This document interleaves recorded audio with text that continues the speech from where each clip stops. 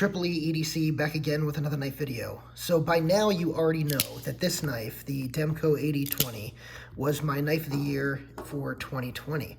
Now that's despite the fact that I never actually reviewed it, but it was such a good knife, I had to go ahead and name it as the top knife of 2020. So, just real quick, there's two different versions here. This is the full titanium version in 3V, and this is the G10 version with DLC coating in 20CV. Okay, so there are a couple other versions of this as well, but mainly most of them either come in 20CV satin, or stonewash, I should say, and 3V, and G10 or titanium. Those are the main configurations. All right, so again, this is going to be a glowing review of this knife, but I'm going to tell you why this is a good knife and why it's worth the money, even though it's so expensive. So let's go ahead and take this one off the table. So let's do some size comparisons. So first of all, this is not a small knife, but it's actually not a big knife either. So, or not a huge knife, I should say. Let's go ahead and start with the traditional Paramilitary 2 and Para 3. Now it is bigger than both of those, but not tremendously so. As you can see on the blade for the Paramilitary 2, it's not that much longer than the blade on the Paramilitary 2. So I think that's an important distinction right there. Here is the Benchmade Super Freak and the Spyderco Military. So you can see it's quite a bit smaller than the Spyderco Military. And the Benchmade Super Freak is actually a pretty good size comparison for this knife.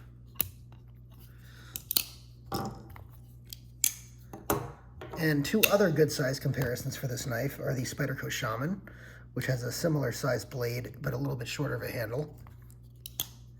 And this is probably the best size comparison overall, which is the Benchmade Turret. So as you can see, this is really a very similarly sized knife. So if you've ever held the Benchmade Turret, this is a little bit thinner in this dimension, but it is, well, let me see. Yeah, it's a little bit thinner in that dimension, but they're pretty similar in size. So very interesting size comparison there. All right. Let's go ahead and talk about the good and the bad of this knife. So the good of this knife right off the bat, and again, these are the two different versions of it. The good actually is the price on this. And yes, I just said that about a knife that costs between $425 and I think this one's $650. So you may be scratching your head at that. And actually, the price on this is really good. And I wouldn't be surprised, as scarce as these are, and I'm not surprised at seeing some of the secondary pricing on these.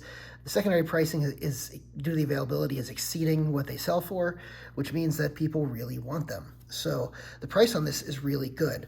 The $425 gives you a really nice feeling of solidity. It's a little bit lighter weight because it has that G10 right there, and the shark lock itself is just such a solid lock. You really get, a hugely solid lockup on this knife. This blade is not going anywhere. Regardless, it's really fidgety, and it's great for that price.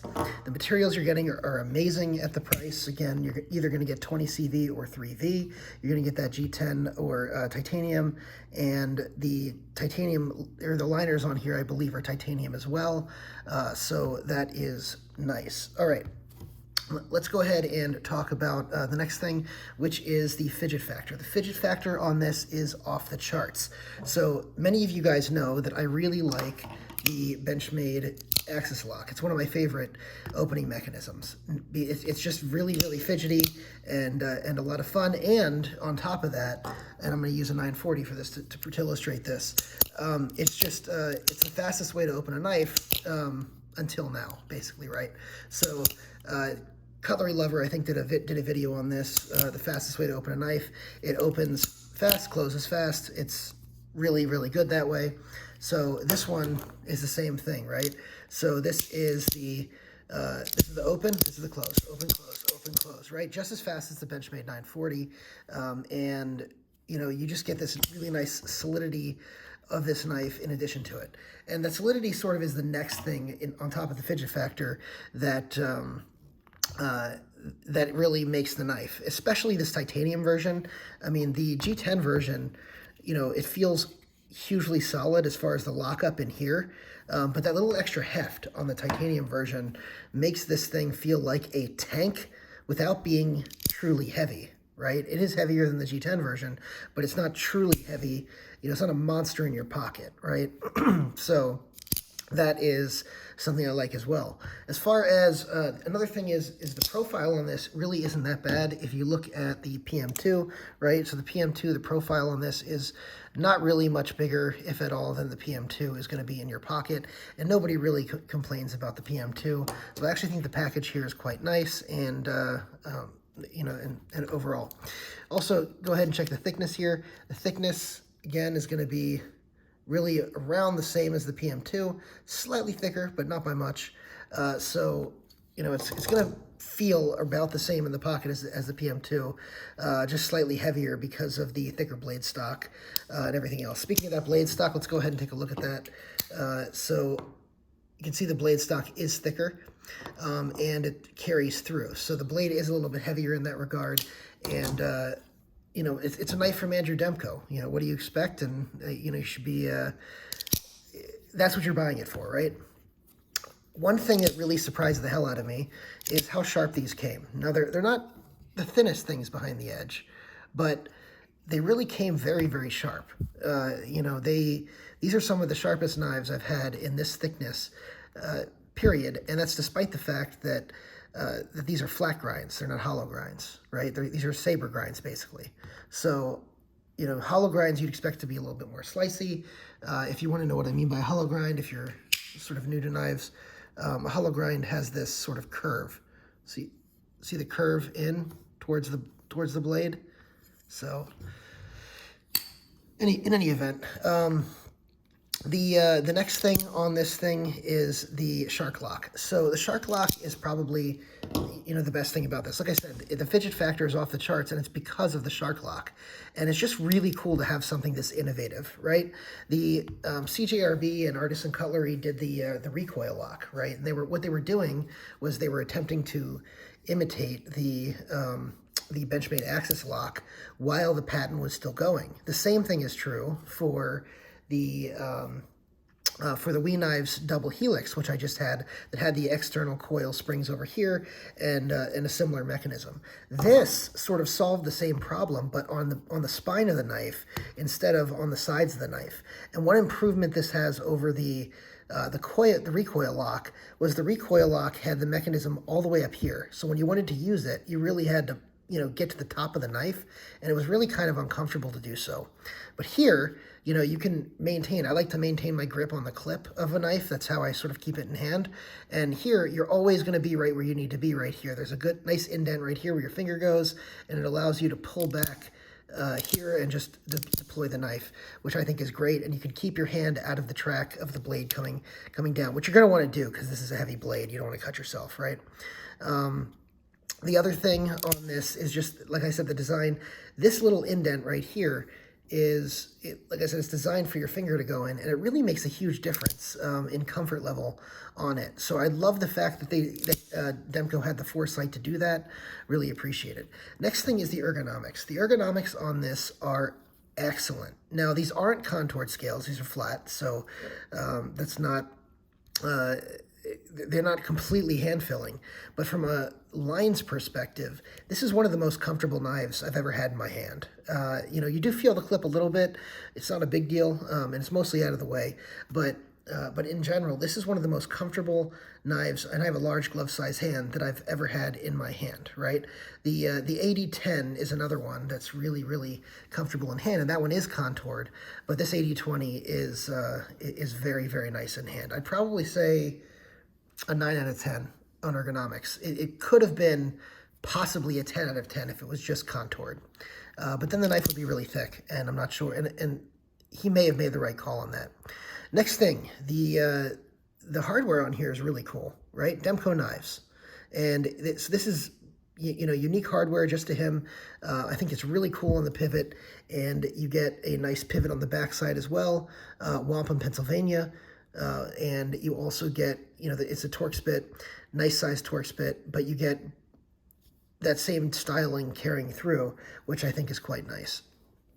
You also get big hardware here, right? So these are not T6 screws. These are at least T8, if not T10 screws. I haven't checked them. I don't have my screwdriver with me, otherwise I would. But these are really good screw sizes, and it carries over to the clip, which a lot of other things do. Other things do not, I should say. If I recall correctly, this did come with clips with two separate clips, one for right-hand tip-up carry and one for left-hand tip-up carry. So that's another good thing as well. I'm hitting the camera here with these very solid knife. So yeah, I mean, that's another nice thing. So these are all some of the great things that I like. And as far as the ergonomics go on the thumb, you guys may think that this is problematic here. Actually, this is a really good spot for your thumb to rest. And there's a lot of good traction on here, a lot of good jimping that works very well on here. And if you want to choke up, the jimping here is even better and even more comfortable. It's not, as you can see, it's rounded off. So it's effective, but not uncomfortable.